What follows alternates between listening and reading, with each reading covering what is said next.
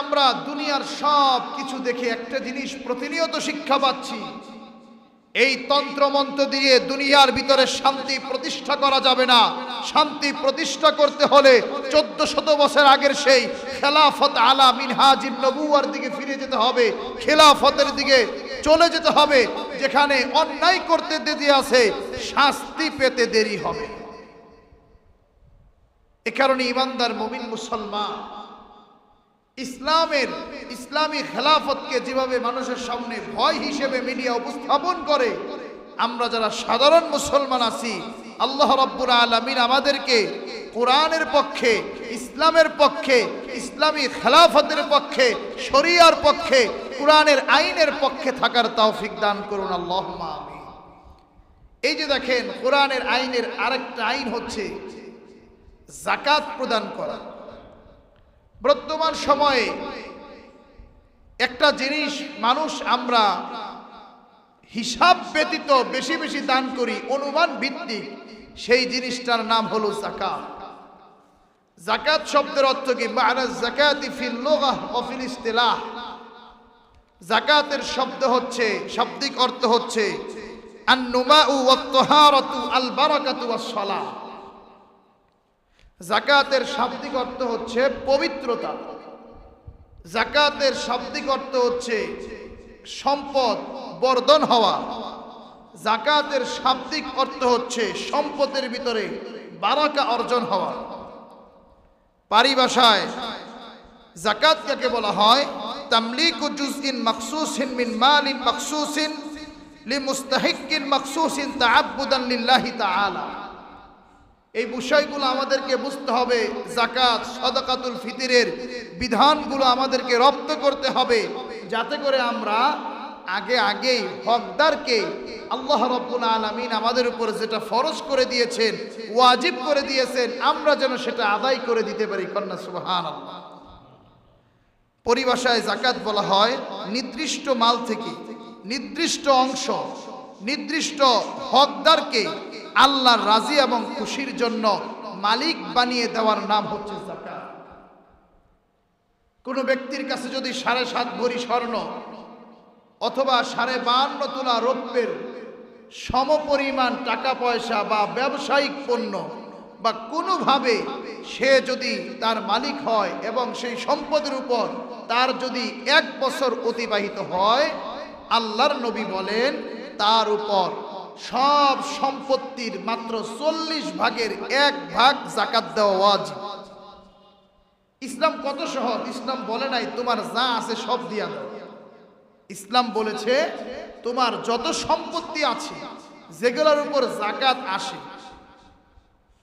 ঋণ থেকে মুক্ত অবস্থায় তোমার যদি ওই পরিমাণ টাকা ব্যবসায়িক পণ্য যদি থাকে, তাহলে তুমি মাত্র 40 ভাগের 1 ভাগ যাকাত দিবা। দেখেন, 40 টাকায় মাত্র 1 টাকা যাকাত, 100 টাকায় 2.5 টাকা, 1000 টাকায় 25 টাকা, 1 লাখ টাকায় 2.5 টাকা, 1 কোটি টাকায় মাত্র 2.5 লাখ টাকা মাত্র যাকাত।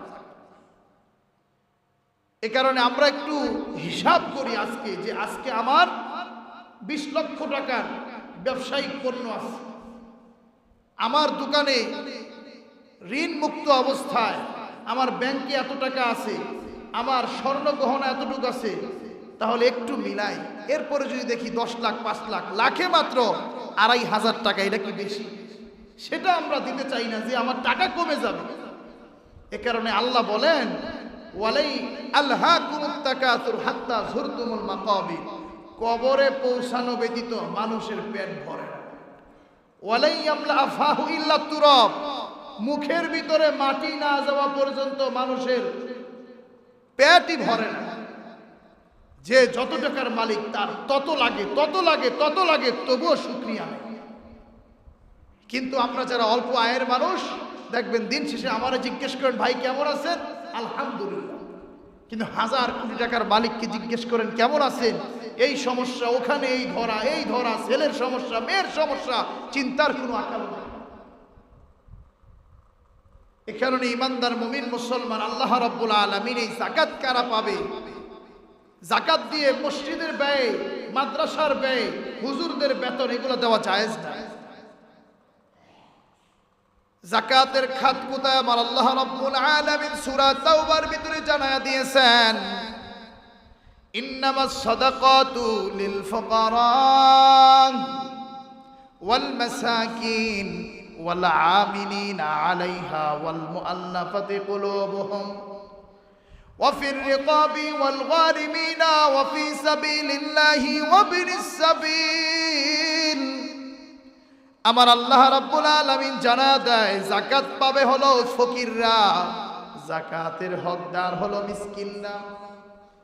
যে নিসাব পরিমাণ মালের মালিক নয়, যার কোনো টাকা পয়সা নাই, কিছুই নাই, আমার আল্লাহ রাব্বুল আলামিন জানায়া দেন সম্পদশালী রে, তোমরা খুঁজে খুঁজে এরকম ফকির মিসকিন রে সুন্দর করে যাকাত আদায় করো। সুবহানাল্লাহ।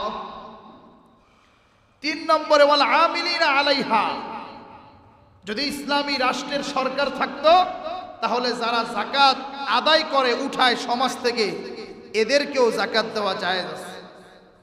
ওয়াল মুআল্লাফাতি কুলুবুহুম, 4 নম্বরে যাকাত পাওয়ার হকদার হচ্ছে যারা নব মুসলিম।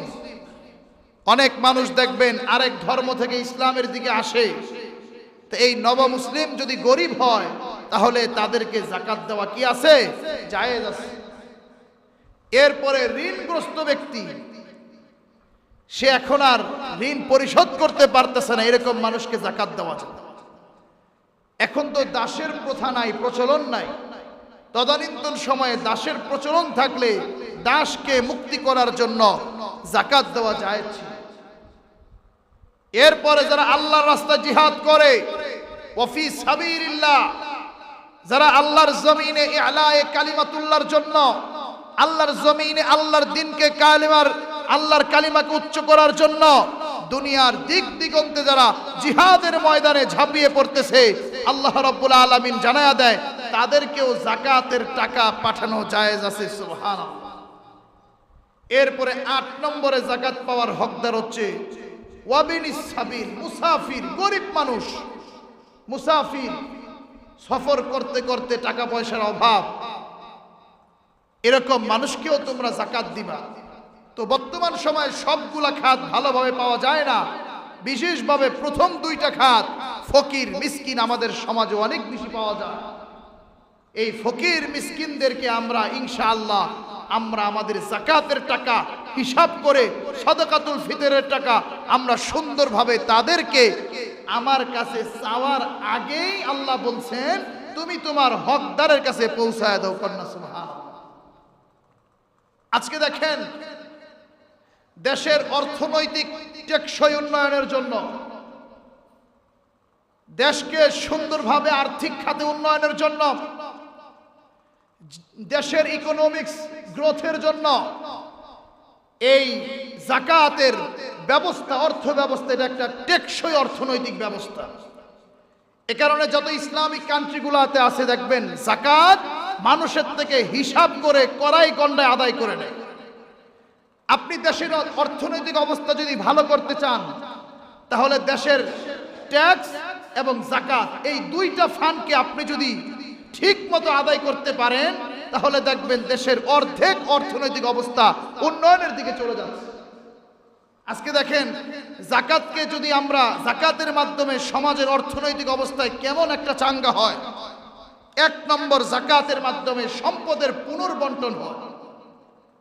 আল্লাহ রাব্বুল আলামিন সূরাতুল হাশরের ভিতরে জানিয়ে দিয়েছেন, কাইলা ইয়াকুনা দুলাতাম বাইনাল আগনিয়াই মিনকুম, আমি আল্লাহ যাকাত আবশ্যক করে দিয়েছি যাতে করে এই সম্পদ শুধুমাত্র বড়লোকদের মধ্যেই না থাকে, বরঞ্চ এটা যেন বড়লোক এবং গরিব সকলের ভিতরে যেন সমানভাবে বন্টন হয়।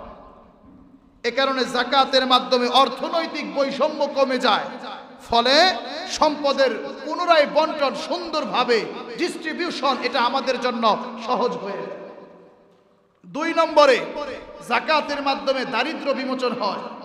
আজকে আমরা যাকাত দেই কি? চৌধুরী সাহেব সব চাইতে আমাদের ভূদেশ্বর ইউনিয়নে ধনী মানুষ কি করে? 27 রোজার দিন ঘোষণা দেয়, এমপি সাহেব প্রধান অতিথি, চেয়ারম্যান সাহেব প্রধান অতিথি, নরসিংদী যাইয়া এমন পাতলা কাপড় আনে, ওইটা শাড়ি না মশারি দেখলেই বোঝা যায়। 500 পিস শাড়ি আনে, পুরা ইউনিয়নের ভিতরে ঘোষণা দেয়, আহারে শাড়ি নিতে আসছে 500 জন শাড়ি, কিন্তু লোক হয়ে যায় 5000। সব মানুষই জায়গা, কেউ পায় না, কিছু মানুষ পায়। তাও কি এমন কাপড় যেটা পরে সুস্থ সমাজে হাঁটা যায় না, ঠিক কিনা? এটাই কি বর্তমানে যাকাতের চিত্র? না, যাকাতের চিত্র হচ্ছে 10 জনের যাকাতের টাকা একত্রিত করেন, একজনের একটা দোকান লাগবে, গরিব মানুষ, তাকে এমন একটা কিছু করে দেন পরবর্তী বছর সে যেন নিজেই মানুষকে সদকা দিতে পারে, যাকাত দিতে পারে। আমরা বছরের পর বছর যাকাত দেই, কিন্তু দেখছেননি গরিব গরিবই রয়ে যায়, বড়লোক বড়লোকই হয়। এই কারণে ওই একটা শাড়ি দেওয়ার নাম, 200 টাকা দেওয়ার নাম যাকাত নয়, বরঞ্চ যাকাতের ডিস্ট্রিবিউশন, যাকাতের বন্টন আমরা যদি সুন্দরভাবে আদায় করি, একজন অসহায় মানুষকেও আমরা আস্তে আস্তে ভালোর দিকে নিয়ে যাইতে পারি, ঠিক কিনা? 3 নম্বরে, এই যাকাতের মাধ্যমে সম্পদের প্রবাহ বৃদ্ধি পায়। কেননা যাকাত জমিয়ে রাখা টাকার উপরে কিন্তু আপনার প্রযোজ্য হয়। তাই মানুষ টাকা অলসভাবে জমিয়ে না রেখে যদি যাকাত দেওয়া হয়, এতে ব্যবসা বাড়ে, কর্মসংস্থান সৃষ্টি হয়, বাজার সচল থাকে। 4 নম্বরে, যাকাতের মাধ্যমে সামাজিক নিরাপত্তা ব্যবস্থা সৃষ্টি হয়। আরে হযরতে ওমর রাদিয়াল্লাহু তাআলা আনহু এর জামানায় যাকাত এমন ভাবে ফরজ করে দেওয়া হয়েছিল, হযরতে ওমর যাকাতের টাকা নিয়ে রাস্তায় ঘুরেছে, কিন্তু যাকাতের টাকা নেবে এরকম একটা মানুষকে হযরতে ওমরের জামানায় পাওয়া যায় না। সুবহানাল্লাহ। আর আজকে আমাদের দেশে কি ধনী নাই? আছে, কিন্তু কেউ ঠিক মতো যাকাত দেয় না, হিসাব করে যাকাত দেয় না। আপনি দেখবেন, আমার কথাটা মিলাইবেন, ওই রকম ভাবে কাপড় দিয়া দেয়। সে 1000 কোটি টাকার মালিক, কিন্তু সে এলাকার ভিতরে 100 কাপড় দেয়। 100 কাপড় দিলে কি হবে? তার কয় টাকার যাকাত আদায় হচ্ছে? 5 নম্বরে, যাকাতের মাধ্যমে সম্পদের পবিত্রতা ও নৈতিক অর্থনীতি বৃদ্ধি পায়।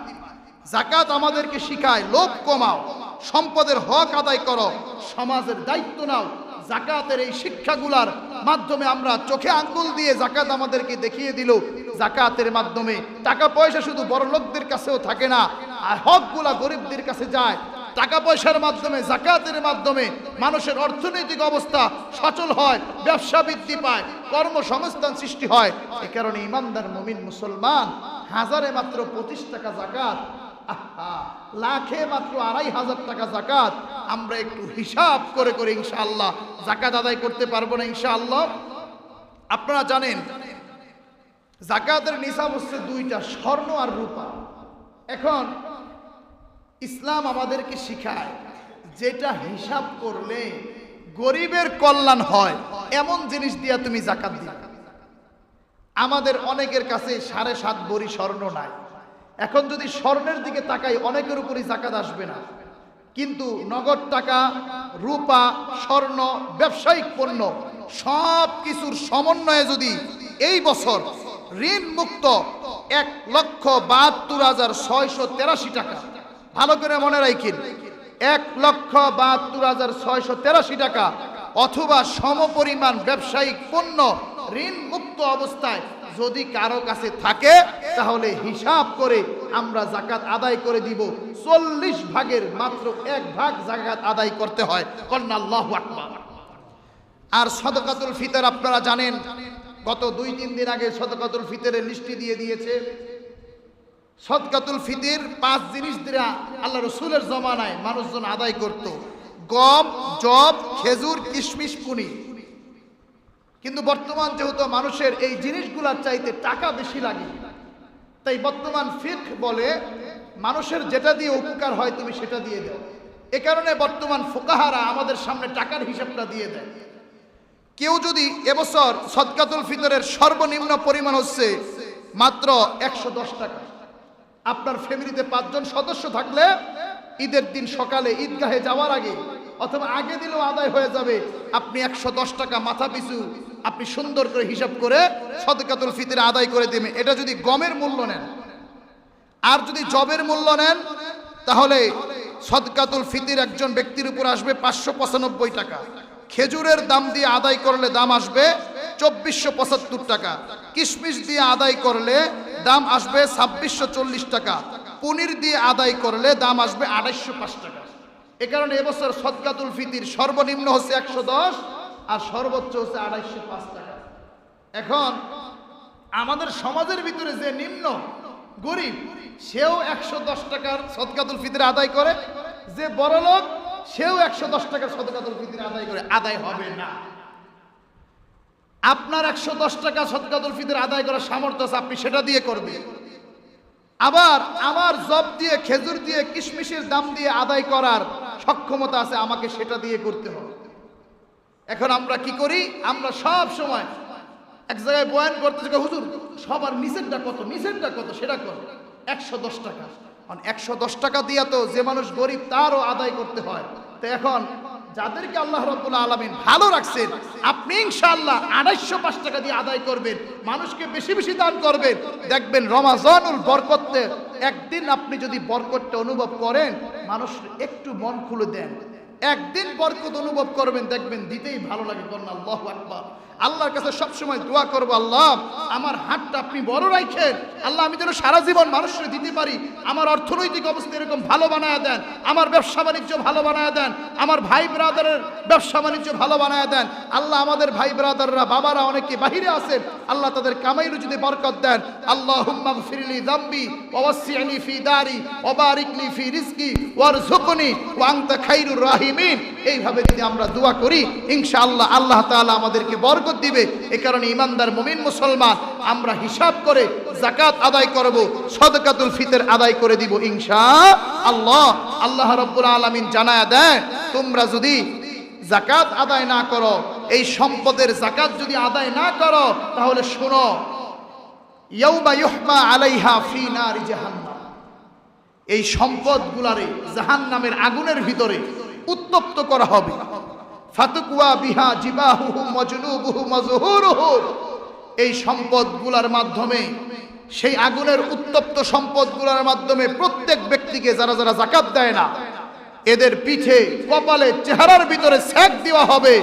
আর আল্লাহ রাব্বুল আলামিন বলবে, হাদা মা কানাসতুম লিআনফুসিকুম, তোমরা তোমাদের নিজেদের জন্য যেই সম্পত্তি জমাইছিলা, এই হলো তোমাদের সেই সম্পত্তি। এই সম্পত্তি আল্লাহ রাসূল বলেন, যারা যারা যাকাত আদায় করে না, এই সম্পদগুলা গলার ভিতরে সাপ হয়ে যাবে, সাপ হয়ে যাবে। এরপরে এই সাপগুলো দংশন করতে থাকবে। সাপ তখন বলবে, আনা মালুক ওয়া আনা কানজুক, আমি তোমার সেই সম্পদ, আমি তোমার সেই অর্জিত সম্পদ। এ কারণে ইমানদার মুমিন মুসলমান, আমরা যদি এরকম সম্পদ সাপ হয়ে যাক, আমরা যদি না চাই, আমরা সুন্দরভাবে যাকাত আদায় করব, দেশের অর্থনৈতিক অবস্থাকে আমরা ভালো করার চেষ্টা করব। আল্লাহ রাব্বুল আলামিন আমাদের সবাইকে যাকাত যাদের উপর আবশ্যক হয়েছে, যাকাত আদায় করার তৌফিক দান করুন, এবং ঈদগাহে যাওয়ার আগে সদকাতুল ফিতর আদায় করার তৌফিক দান করুন। সকলে ভালো থাকি, সুস্থ থাকি। আল্লাহ রাব্বুল আলামিন আমাদের সবাইকে ভালো রাখুন। ওয়া আখিরু দাওয়ানা আনিল হামদুলিল্লাহি।